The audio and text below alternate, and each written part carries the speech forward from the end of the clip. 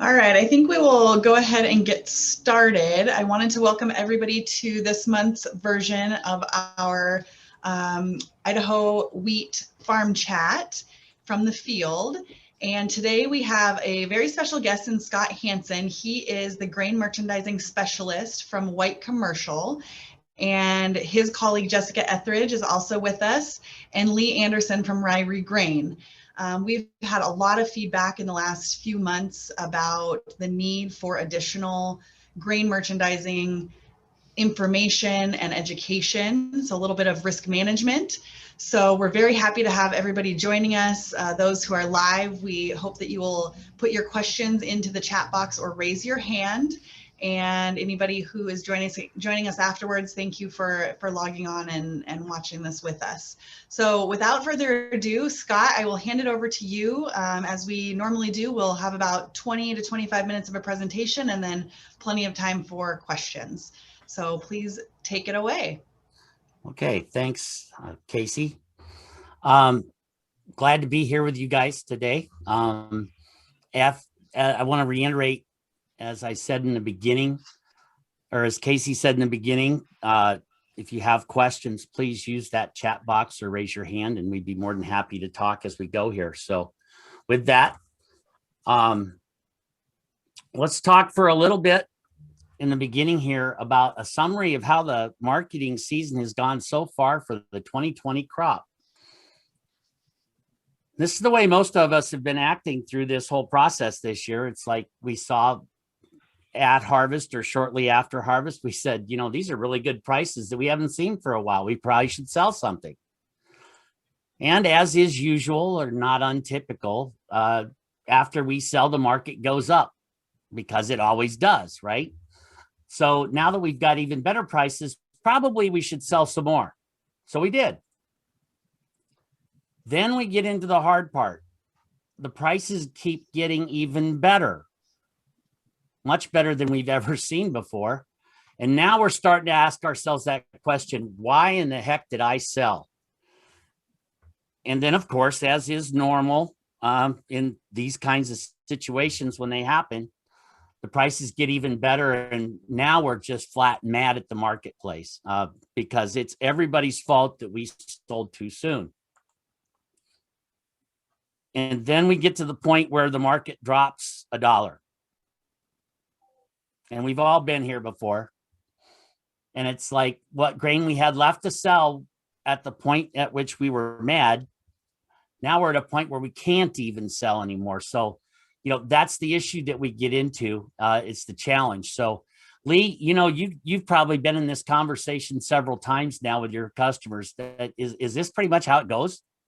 Yeah, and you know the crazy thing about this marketing year is that you've seen that happen over several months, but you've also seen this whole cycle happen in just a few days, right? You know, big run-ups, and you know, you hold on, and you're right, and then all of a sudden, 3 days of down, and the dollar is gone. You know, but when prices are moving this much, it really makes the psychology of marketing that much harder because it's going so fast.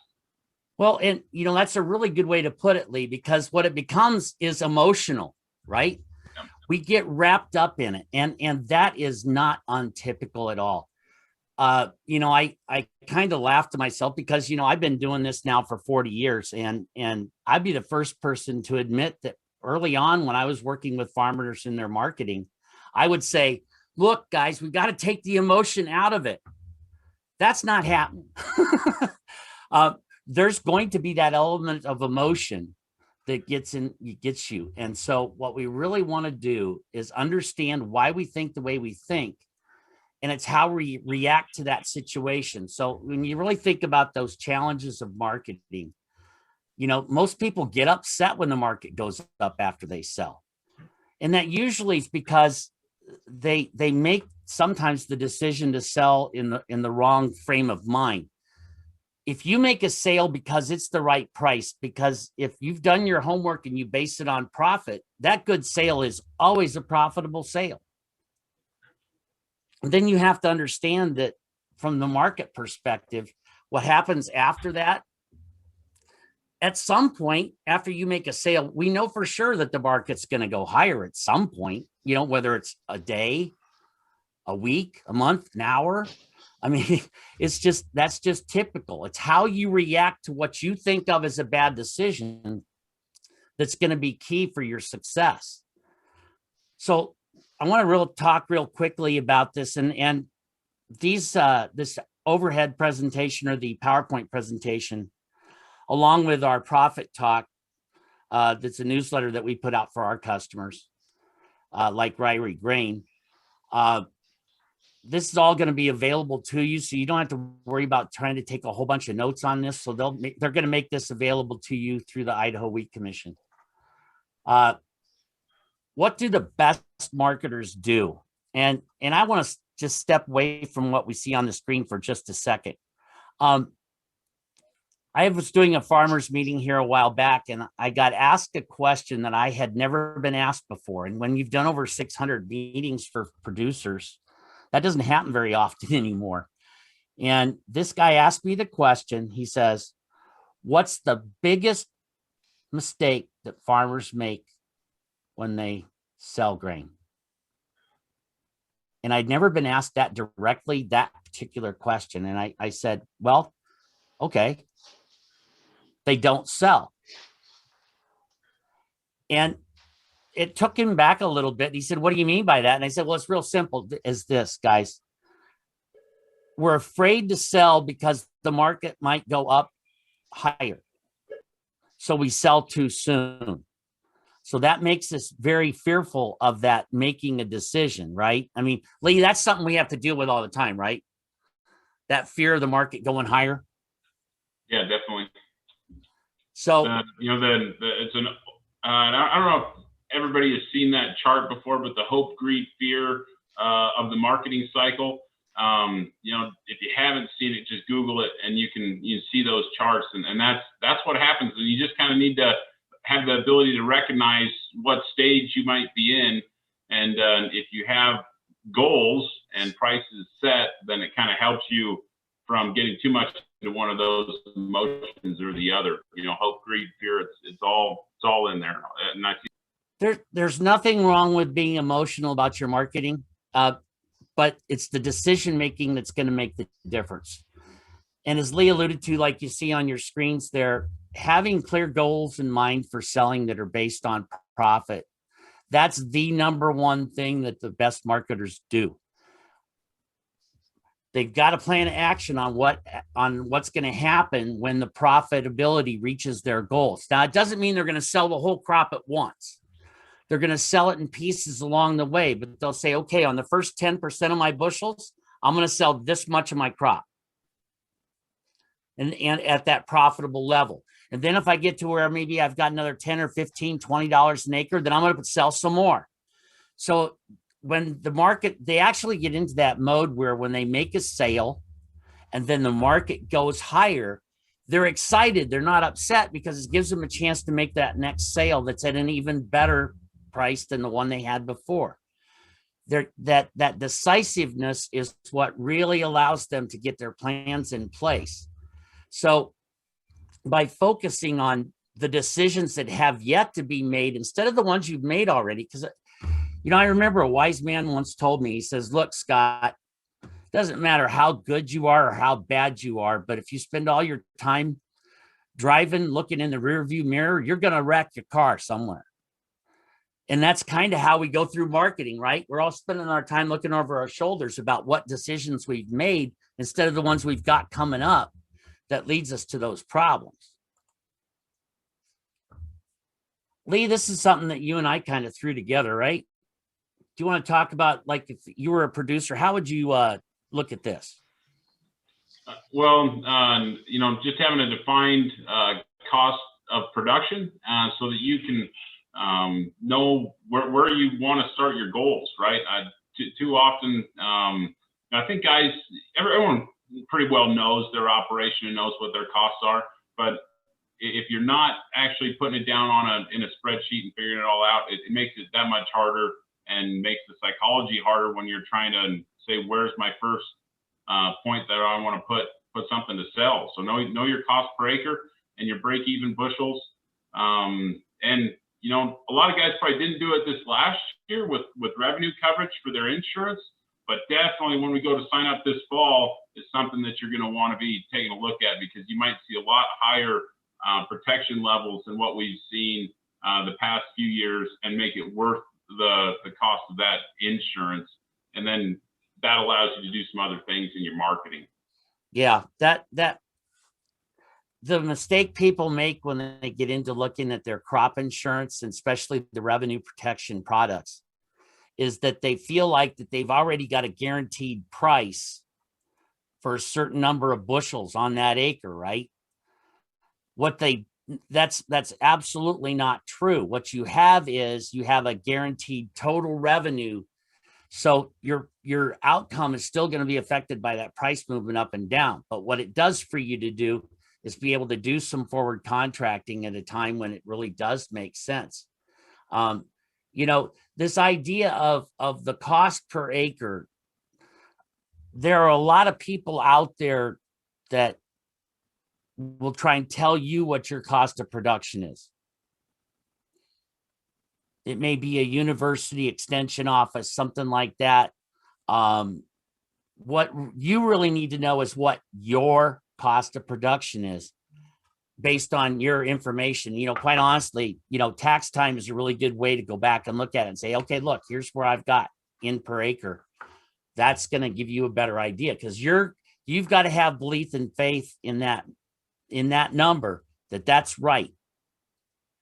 Understanding that we're going to come down to a level of cost of production per bushel at some point. And remember, we're going to be basing it on averages to begin with until we have harvest, right? And so, you know, when we look at this is going to be the timing of when we do this. And I just got to do a little erasing here. Understanding when the best time to sell. That's another question that I get all the time, is when's the best time to sell? And that's why we talk about this being the time of marketing, and why it's so critical right now is that many times before harvest is the best time to sell. You know, in a certain sense, when you look especially at the soft wheat, when you look at over the last 15 crops, going back to the 19 crop is where we start this, because we don't have the information all in on the 20 crop yet. But the idea of generally the market will give you an opportunity before harvest to make a sale. And it's usually in this chart, what we go to looking at here is take that first month, July. That's July, the year before you would harvest it. It's during the month of July, you look at the average futures close over those 15 years, and the average July price over that whole period is worth 36 cents more than it would be in August when you're harvesting. So like right now, Scott, you're looking July 22 in July right now, right? You would start even looking ahead to 22. You'd as well be looking at 21's crop that we've got in the ground for opportunities along the way for profitability.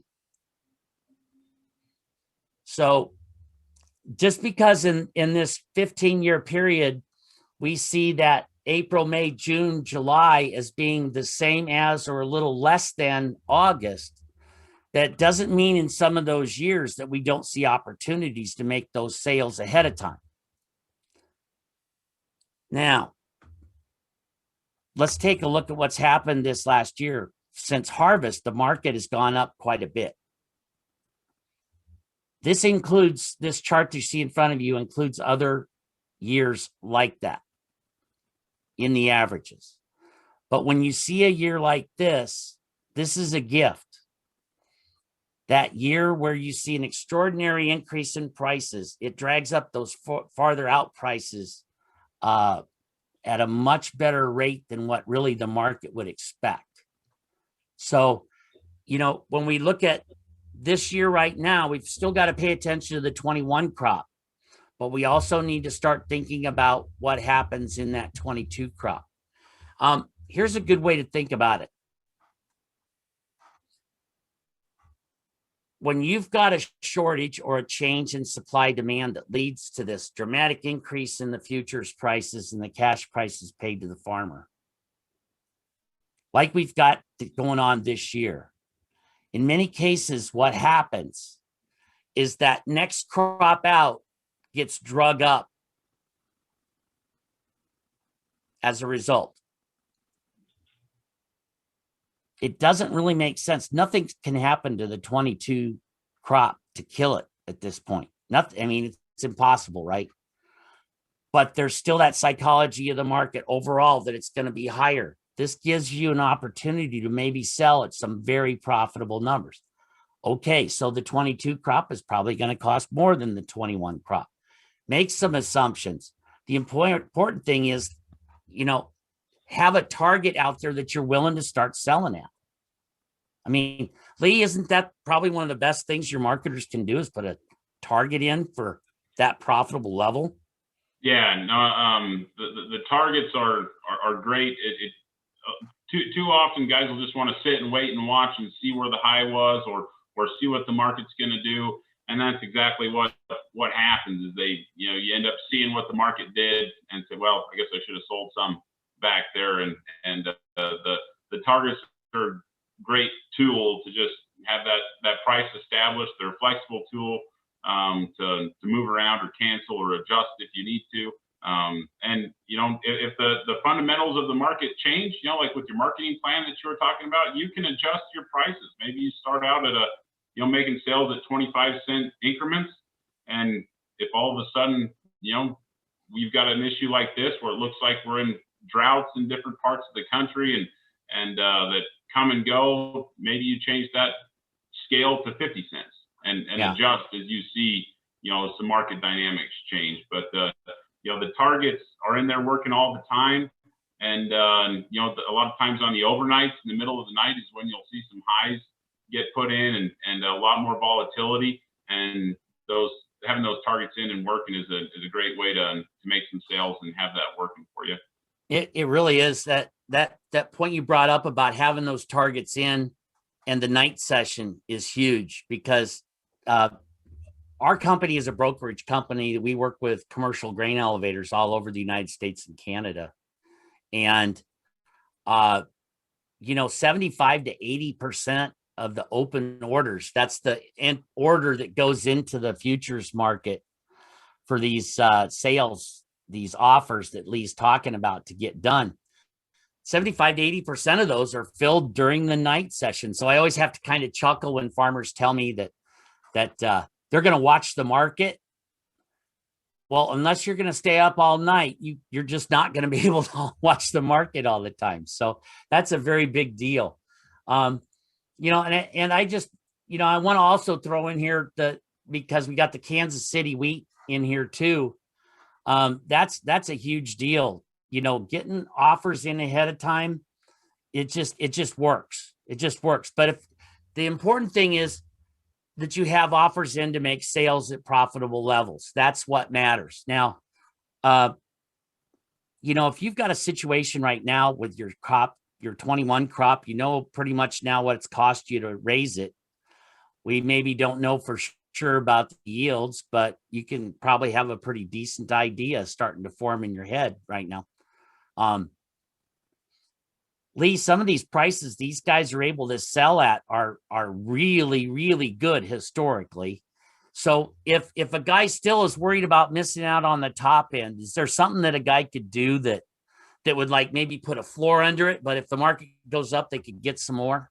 Definitely. And that's, use a minimum price contract, whether it's, structuring that with a sale and a call option, or just using a put option.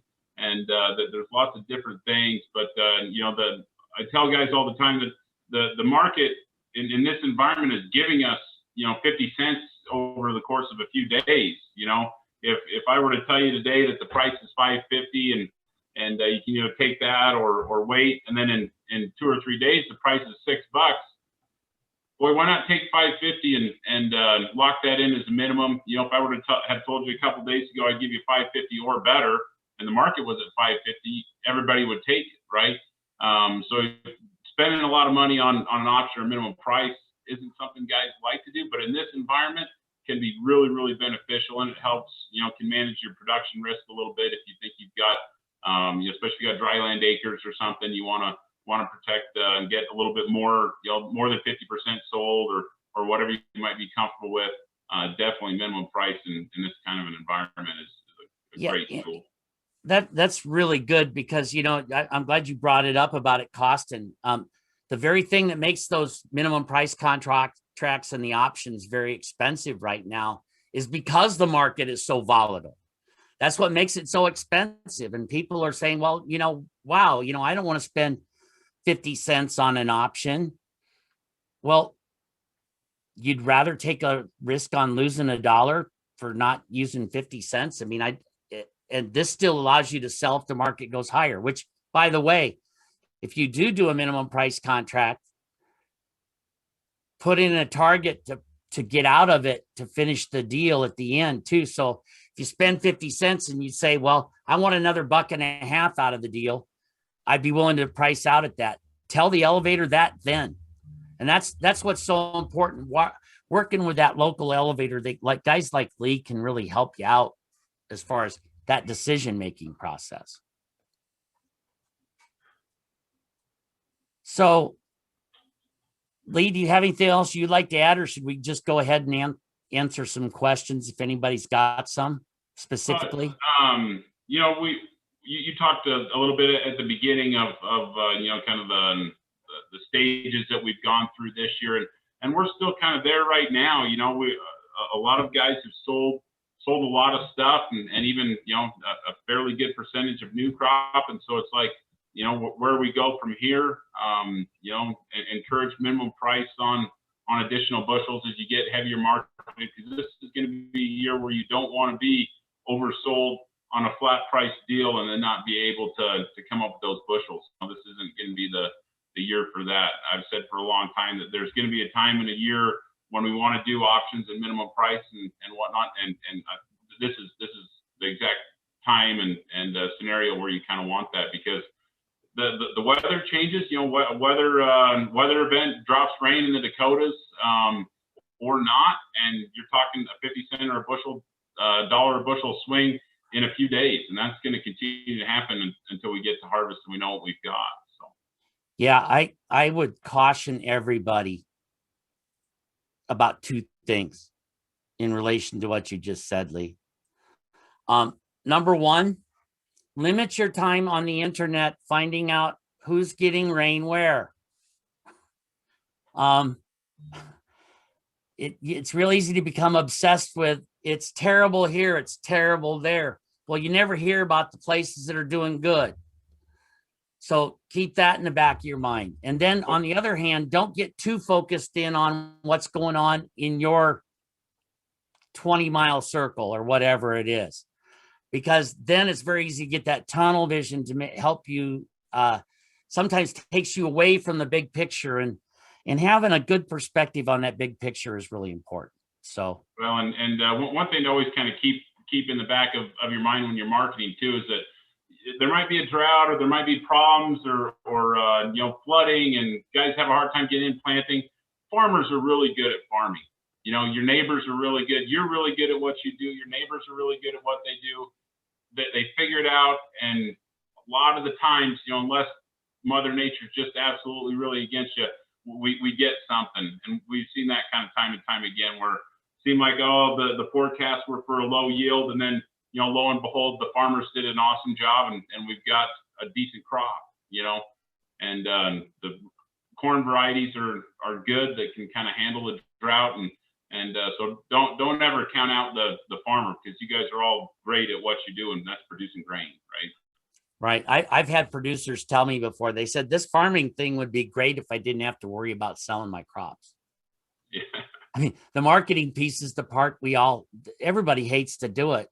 And it goes back to, like we've been talking about, it's that fear to be wrong, because we know it is competitive, that our neighbors are really good at it, and we want to make sure that we're good at it too. So you got to add that other piece of the marketing. So, Casey, do we have some questions? So I don't see any questions yet in the chat, but I will start with one. I had a conversation recently with, I will say, a farm kid who has been working outside of the industry for the last 10 or so years and is now looking to transition back in the next few years and wants to start studying up on the grain merchandising and all of that. So do you have any advice on what maybe, you know, young farmers or somebody who's just starting out in the industry, where they could look for some tools other than obviously this wonderful webinar? Yeah, well, you know, that's a really good question. Thanks for asking that. You know, in many cases I'm going to go back a little bit on what I said before. Extension really does have some good beginning tools. Some of the extension services, I'm not sure how well Idaho does with this, but they do have some things, some resources for beginning producers in their marketing, some resources like that. So I would start looking for some things like that. You know, I would also start with folks like Lee. You know, talk to the folks in the local elevator that you foresee that you as this new producer would be looking to work with. Start talking to them and say, hey, look, what do you have out there as far as resources? There is a book that can be available on the internet, I believe still. It's called Profit on the Farm. It's actually written by Phil Luce from our company. It just is a basic quick guide. I was trying to look around here and see if I think I've given on, oh, wait.